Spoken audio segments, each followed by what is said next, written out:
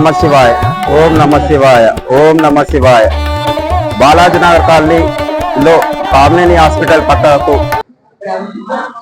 శ్రీ శివాంజనేయ సహిత రామాలయము టెంపుల్ నిర్మించుకోవడం జరిగింది. ఈరోజు నిన్నటి నుంచి 26, 27, 28 3 తేదీలలో ప్రథమ వార్షికోత్సవం జరుపుకోవడం జరుగుతున్నది. దీనికి భక్తులు అధిక సంఖ్యలో పాల్గొని ప్రోగ్రాంలు ఉత్సాహంగా జరుపుకుంటున్నారు.